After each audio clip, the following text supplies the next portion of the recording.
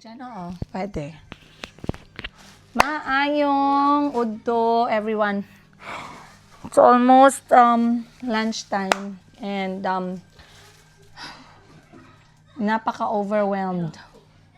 Sobrang na-overwhelmed ako sa dami ng mga sinasabi ng mga tao online about etong pag-alis ko kasama ng mga anak ko, and I just wanted to talk about it, you know, na talagang harap-harapan tayo face to face. Face to face pala yung ganito, no? So, alam ko marami sa inyo yung sobrang excited. But first, okay. So, anyway, katulad nga ng sinabi ko, marami sa inyo yung talagang sobrang daming comment. And I wanted to talk about it. But first,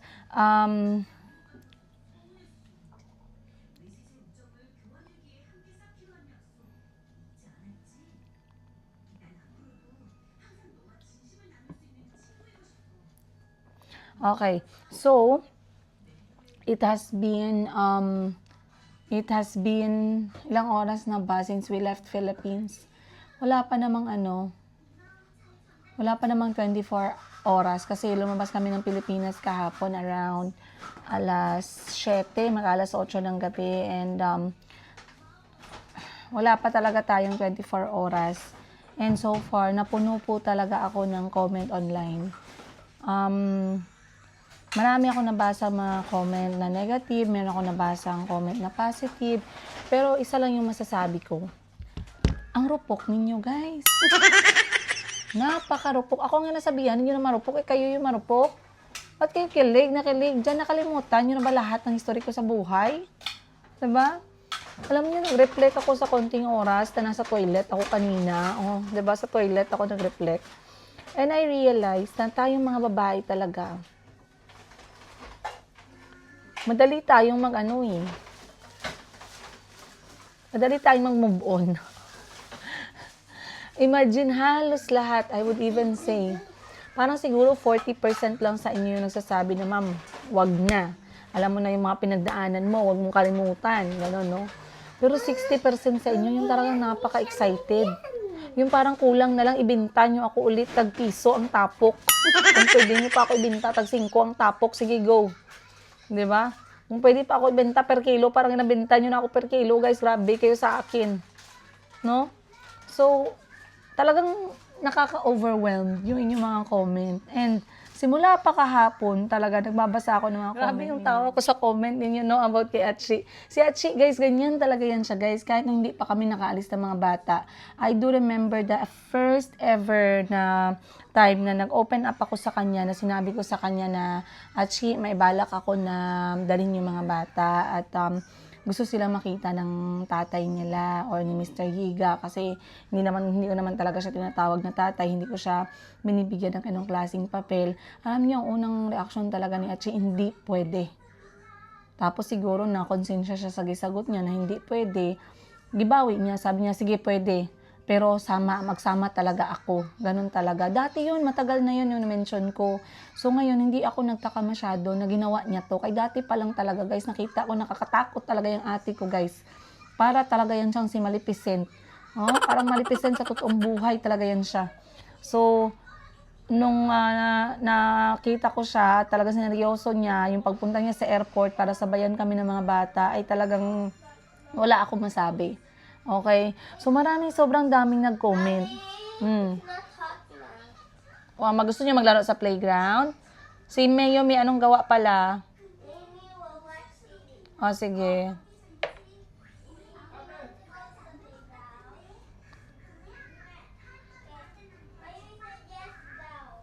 Sino magtingin sa inyo?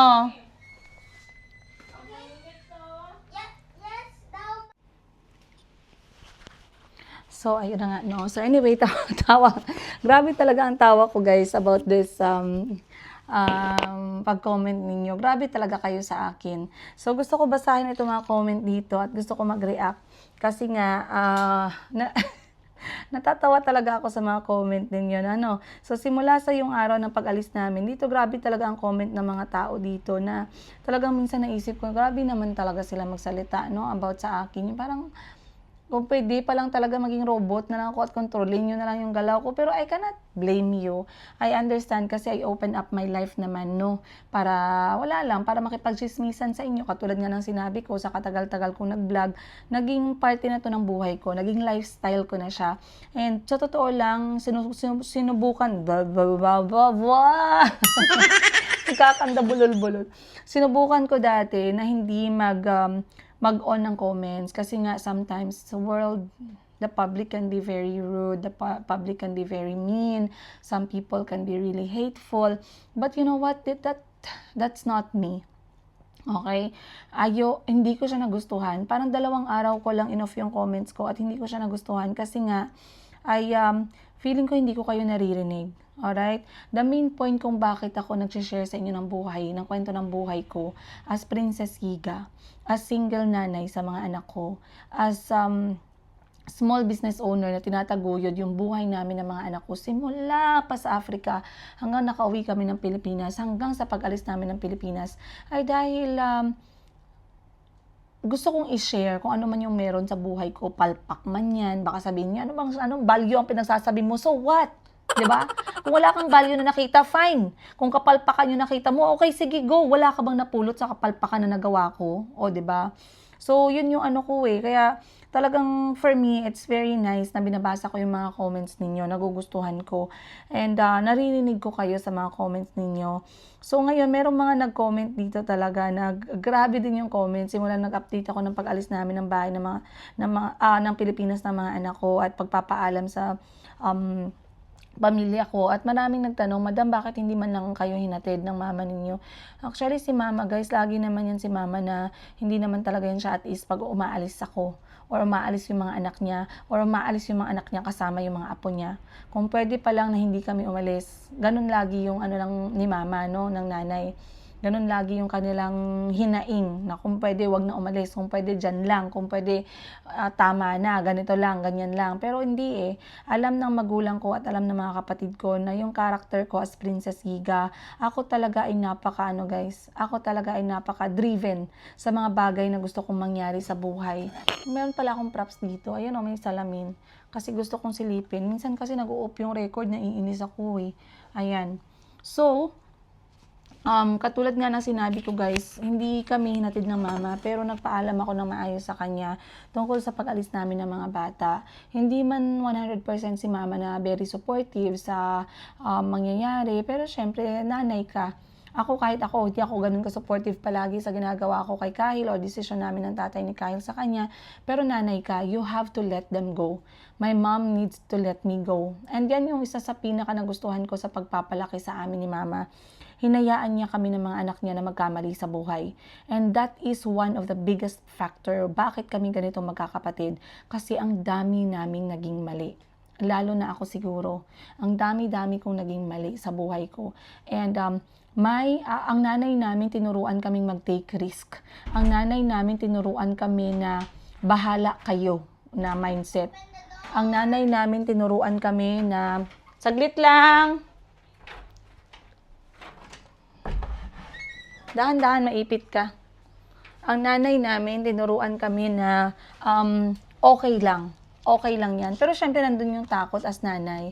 Pero, yung hindi siya guys, dito na lang ako mag-upo. Ipapansin ninyo, ha? Ipapansin ninyo, nasa likuran ko si Calby kasi nag-request siya na maglaro siya sa playground. Pinatulog ko muna si Chico, si Mayumi. Ngayon nakatulog na. Si Calby talaga, hindi talaga yan siya matulog. So, okay lang no, kasi yung kanyang utak talaga guys ay napaka-active. So, most of the time, yan yung gusto niyang gawin, maglaro-laro. So, sabi niya, samahan ko daw siya. So, nahayaan ko lang siya maglaro dito sa my playground. But, I wanted to talk to you. Hindi pa tayo natapos kanina. Sobra akong nainitan guys. So, naligo talaga ako dito. Dahil dito sa pinuntahan namin na lugar ay napaka-init ngayon, napaka-banas, no? But, gusto ko lang mag-comment and take this time. Dahil nga marami ako nakita na mga comment. Ngayon, merong iba, hindi naman talaga masabing violent reaction. Pero yung iba kasi naka-over the backwood. Pero sino naman ako, di ba, para pigilan kayo sa comment niyo. You are just trying to react kung ano yung mga ginakwento ko sa inyo ba, no? So, before anything else, I would like to talk muna. Chismisan ko muna kayo dito sa sitwasyon ko kay Mr. Giga, ha? Kasi marami sa inyo dito talaga nag-iisip na mabilis ang pangyayari para sa inyo, guys, no? Yung parang talagang walang preno, ganun na sitwasyon. So, as you guys all know, parang naghiwalay kami ni Mr. Giga 2023. 'Di ba? Magtatatlong taon na kaming hiwalay. Ngayon, na-mention ko sa inyo na ilang beses ko nang hiningi sa kanya yung divorce at ayaw na ayaw niyang ibigay. And recently lang nagkausap na naman kami kasi nga dahil sa biglang nagbago ang ihip ng hangin, bigla siyang nagsustento, okay?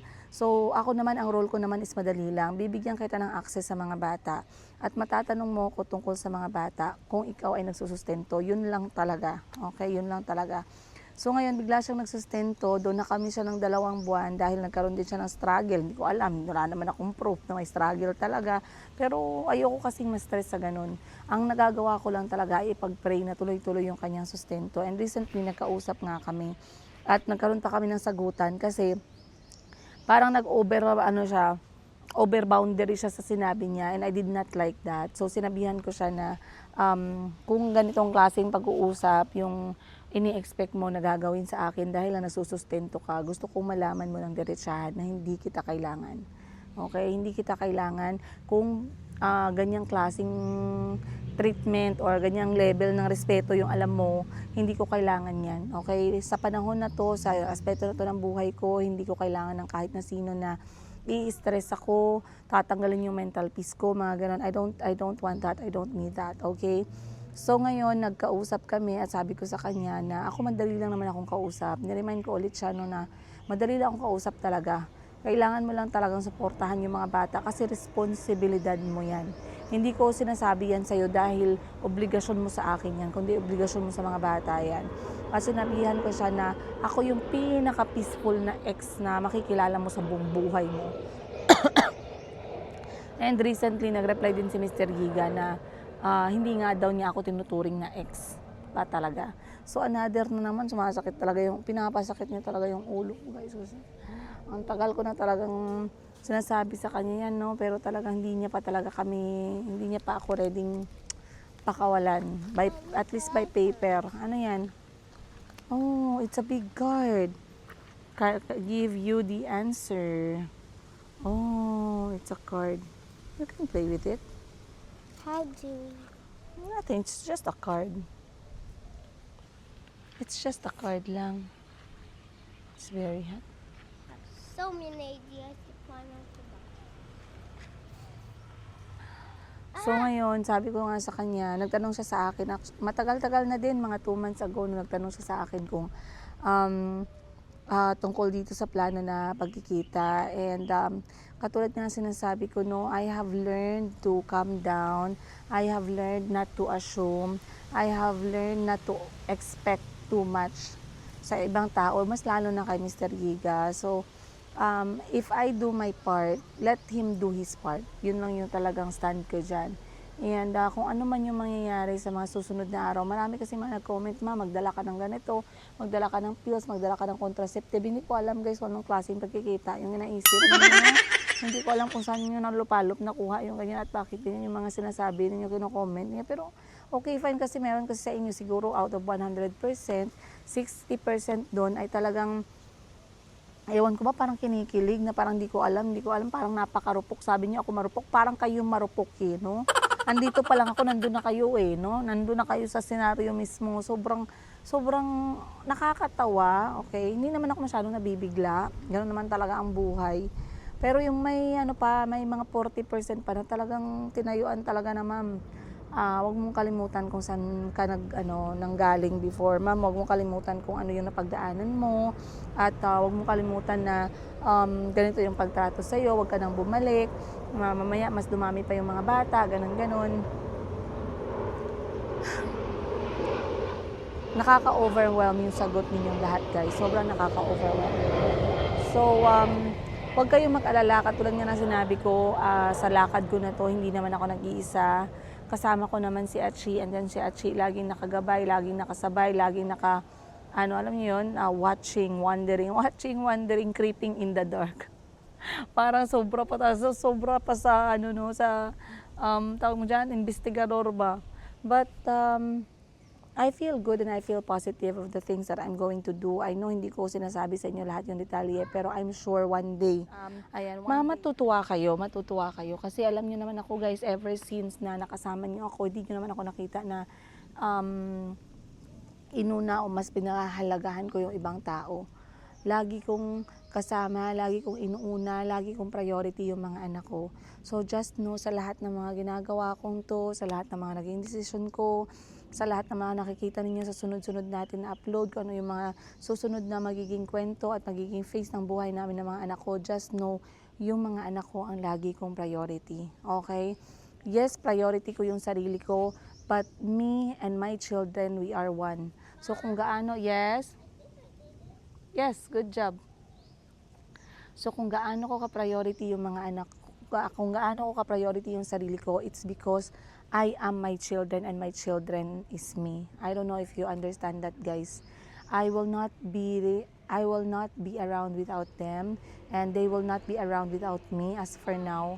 Kasi talagang alam mo yun, hindi ko sinasabi na selfish kasi may magsabi ba, Gabi ka selfish mo, inuuna mo yung sarili mo. It's okay, you can handle that. 'Di ba? Inuuna mo yung sarili mo, napaka-selfish mo, ganun ang iniisip ng ibang tao. Pero hindi ko kasi kayo mapigilan kung ano yung gusto niyo sabihin. Hindi ko kayo mapipigilan talaga. For me, right now, masasabi ko lang, I will let you guys speak, I will let you guys watch, I will let you guys observe what's going on. And sana iwasan lang yung mga violent na reaction na talagang, andito pa lang ako guys, kasama ko yung mga anak ko, yung iba sa inyo, pinag-uusapan nyo dyan, iba-iba na, may baby number, Baby number na? Baby number 5 na kayo na ginasabi, may mga, na kayo ginasabi dyan. Yung ako, overwhelmed yung utak ko, pero kayo talaga, sobrang excited nyo na talaga, But, yeah, I am hoping and praying for the best. I hope that everything will be peaceful and smooth, sa mangyayari sa susunod na araw, susunod na linggo, and susunod na buwan. Kung ano man ang mangyari, I know I have prayed for that for quite some time, and si Lord na bahala. And if i-allow niya man na mangyari yung mga susunod na mangyayari, then so be it. Okay? Kasi in the end, sometimes pagod na ako sa buhay na gini-give up ko na lahat kay Lord. You allow what you allow, you will not allow what you don't want to happen. Ganun lang kasimple yun. Basta ang hinihingi ko lang ay yung mga anak ko maging okay, ako maging okay, mentally, physically, financially, emotionally, and spiritually. Kasi ako lang yung nandyan muna para sa mga anak ko. Ayan. So again, maraming salamat you guys. Huwag niyong kalimutan na talagang I treasure my life with you. Malaki yung pasasalamat ko sa inyo na hindi niyo kami iniiwan ng mga anak ko. Regardless kung ano, merong silent follower, merong hater, merong basher, merong supporter, merong nagmamahal sa amin ng mga anak ko. Kami, what happened?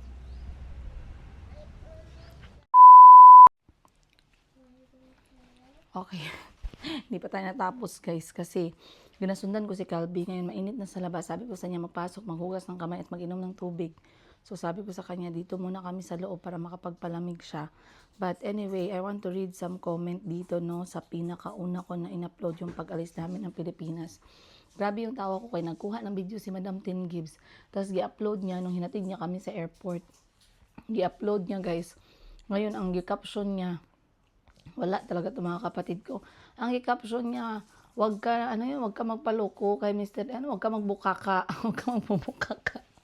Kay Mr. Iga, kaya baka madagdagan na naman ang anak. Pasensyahan nyo na talaga yung mga kapatid ko guys. Ganun na talaga yan sila sa akin. Kaya hindi ako takot mga bully, mga basher, hater. Hindi ako matakot sa ganyan guys. Kaya mga pamilya ko mismo, mga basher, number 1. So, meron dito meron nag-comment kanina dito. Sana ba yun? Eto, sabi ni Ma'am Fedona Ericano, ingat po kayo Ma'am Jane, sayang gusto ko sana magpa-picture sa inyo nung nakita kita sa YCA. Saan ba yung YCA? Nahiya lang talaga ako, silent viewers lang ako pero hindi ako mahilig mag-comment. Lagi ako nanonood sa inyo noon pa. Hanga ako sa kaya ninyo, strong woman po kayo. Maraming salamat Ma'am, thank you po.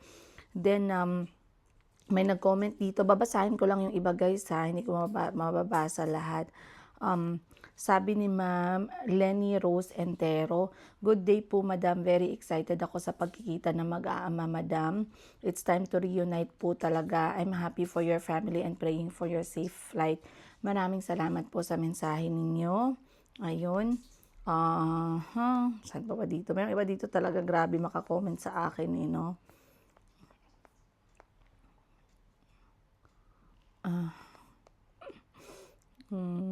Eto, sabi ni Ma'am Sha, "Please lang kapag nasa Africa na kayo, wag mong ibigay 100% yung tiwala.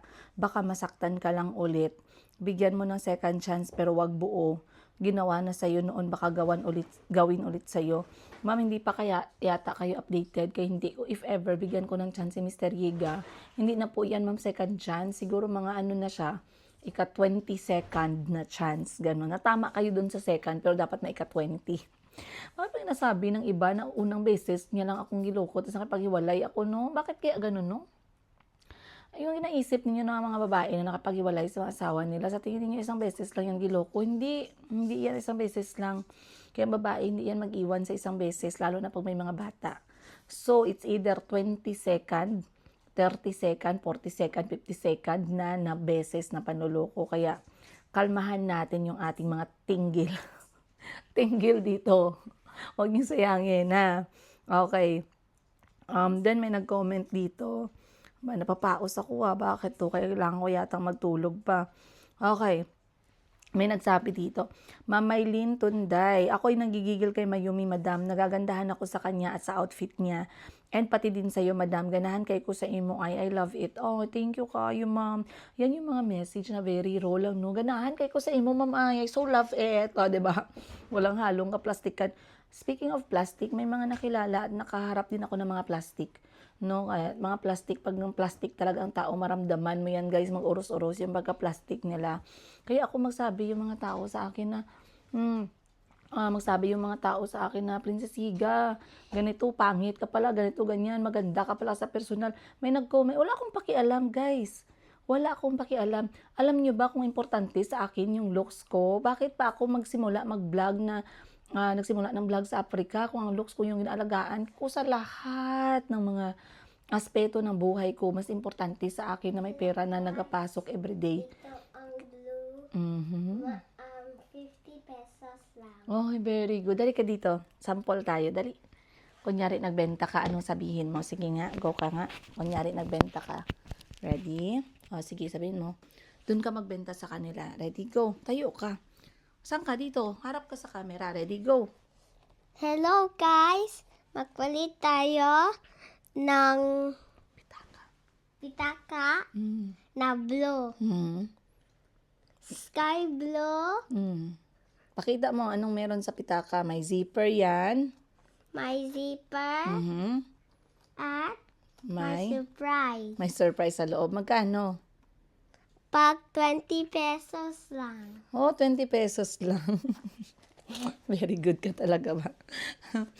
Si Calvi talaga yun, napaka very good. So anyway, sabi sa akin na, kasi ginagamitan ko daw ng filter dito sa YouTube. Pasensya na kayo guys, I'm too comfortable talaga ngayon.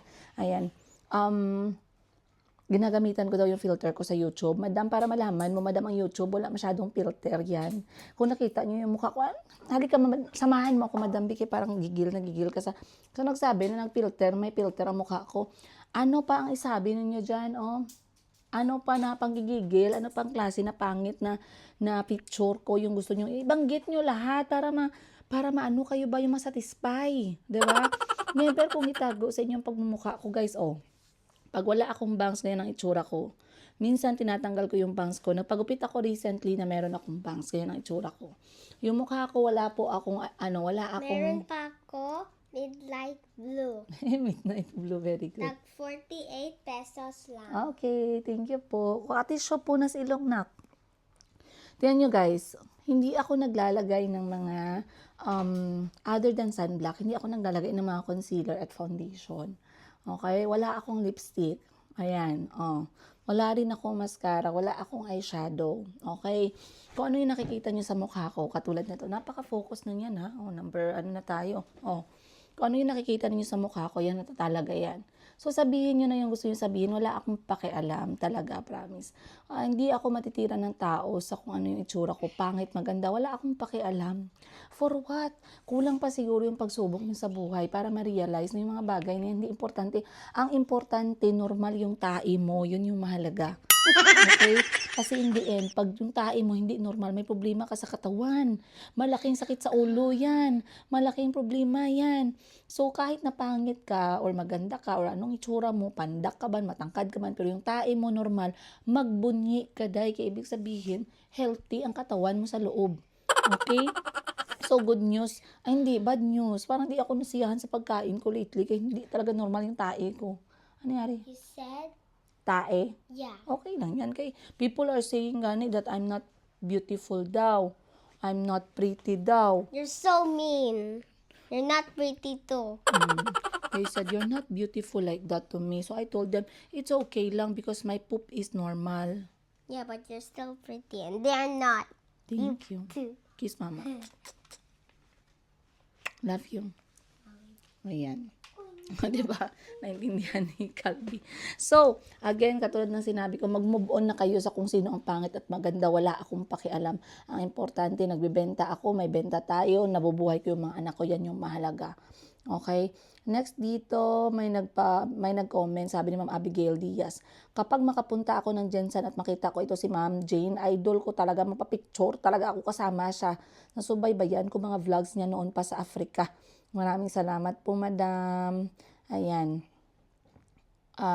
Ayan, sabi ni Ma'am Jean Phillips, galit na galit si Ma'am Jean Phillips. So, sabi niya, masyado kang madrama, Princess Higa, ha? No reason why you have to hide your destination. Magbuot ka, ma'am. I did not ask for your destination.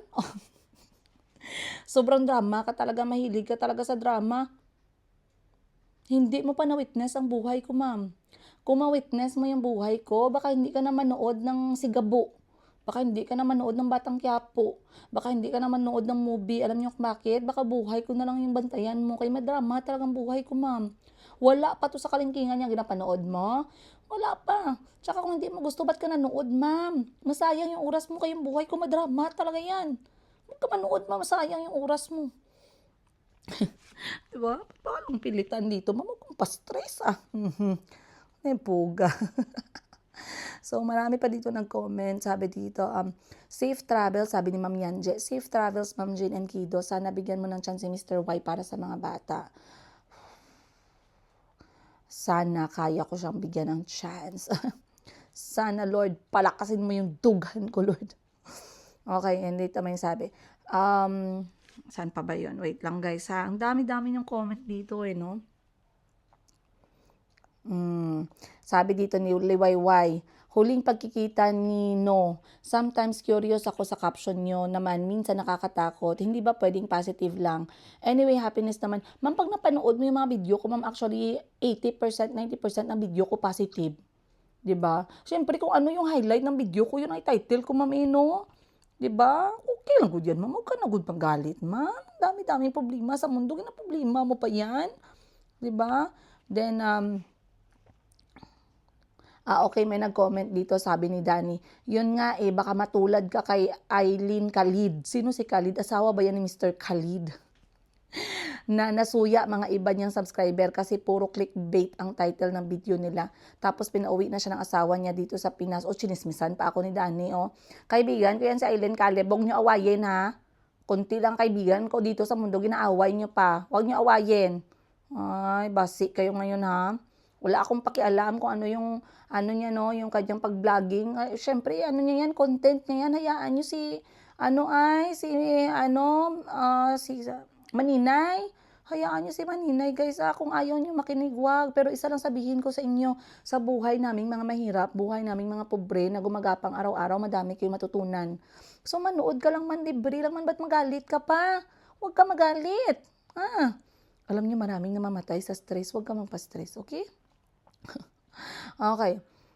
Eto may nagtanong, sabi ni Hilda Labisto, curious ako kung uuwi ba si Jessica sa kanila, paano yung pagkakakitaan niya na wala na siyang work dahil wala naman kayo sa house? Huwag kayong mag-alala, ma'am. 7, 8 kami magkakapatid. Pag alis ko, ma'am, pag alis ko may 6, may 7 pa. Pag nag-alis si Achi, may 6 pa. O pwede pa siya mag-apply sa 6. Pwede pa siya i-absorb kasi si Jessica ay napakabait. Napakabait, napakagaling sa bahay. Pumunta siya sa akin na wala talaga siyang alam, parang out of 10 siguro ang alam niya, nasa 0.5 or 1 lang. Pero ngayon, nasa 6 na siya, oh, 'di ba? Ganun kabilis. Hindi talaga sila malugi, Jessica. 'Di ba? Sabi, andyan naman nanay ni Ma'am Princess kasama ni Jessica, o baka iwan siya kay Madam Ten Gibbs. O, tama naman. Very good. 'Di ba? Salamat kayo sa pagsagot yung sa mga katanungan, no? So anyway guys, again, excited ako sa mangyayari sa mga sumusunod na araw. Maraming salamat sa lahat ng sumusubaybay sa kwento ng buhay namin ng mga anak ko. At magtiwala. Tiwala lang kayo guys. Alam niyo yung buhay ko, napanood niyo yung buhay ko. Tiwala, konting tiwala lang sa akin. Yun lang ang sasabihin ko. And mahal namin kayo. Magkita man tayo in the future o hindi, mahal namin kayo.